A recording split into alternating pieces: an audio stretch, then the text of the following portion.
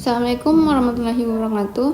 Perkenalkan, nama saya Nur Syafira dengan NIM A1A124014 dari kelas B kelompok 3. Di sini saya akan memaparkan materi yang berjudul Dampak Kebijakan Desentralisasi Fiskal terhadap Kemandirian Keuangan Daerah, Pemerataan Pembangunan, dan Pengurangan Kesenjangan antar kabupaten atau kota di Provinsi Sulawesi Tenggara untuk memenuhi tugas mata kuliah perekonomian Indonesia. Baik, langsung saja kita masuk ke materi pertama, yaitu latar belakang. Sentralisasi fiskal bertujuan meningkatkan kemandirian keuangan daerah dan pemerataan pembangunan melalui pemberian kewenangan pengelolaan keuangan kepada pemerintah daerah. Namun, di Provinsi Sulawesi Tenggara masih terdapat tantangan berupa tingginya ketergantungan pada dana transfer pusat, rendahnya pendapatan asli daerah atau PAD, serta kesenjangan pembangunan antar wilayah. Oleh karena itu, penelitian ini dilakukan untuk mengkaji dampak transisi fiskal terhadap pembangunan daerah. Tujuan penelitiannya.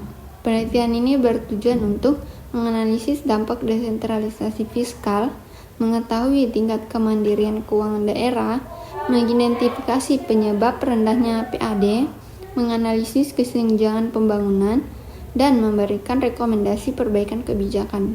Kemudian metode penelitian, metode kualitatif, teknik wawancara, narasumber, pegawai BPKAD, Kabupaten Kolaka Timur, analisis data, analisis sistematik atau Brown dan Clark. Kemudian hasil penelitian, temuan utama yaitu APBD daerah masih bergantung 80-90% pada dana transfer pusat. Kemandirian fiskal daerah masih rendah, daerah belum mampu mengoptimalkan PAD, dan ketergantungan ini membuat daerah kurang fleksibel ketika transfer pusat terlambat. Kemudian permasalahan yang ditemukan, kesenjangan pembangunan, daerah kepulauan masih tertinggal, SDM, kompetensi pengelolaan keuangan belum merata, PAD rendah, basis ekonomi lemah, administrasi pajak belum optimal, investasi masih minim, kemudian koordinasi fiskal masih terjadi tumpang tindih program. Selanjutnya yaitu rekomendasi. Revisi formula dana transfer agar lebih adil, memberikan insentif bagi daerah yang meningkatkan PAD, memperkuat pengawasan penggunaan DAK, meningkatkan kompetensi SDM, mempercepat digitalisasi pengelolaan keuangan daerah, dan memperkuat koordinasi antara pemerintah provinsi dan kabupaten atau kota. Nah, selanjutnya kita masuk ke kesimpulan. Penelitian ini menunjukkan bahwa kebijakan desentralisasi fiskal telah memberikan manfaat dalam mendukung pembiayaan penyelenggaraan pemerintahan dan pembangunan daerah melalui dana transfer dari pemerintah pusat.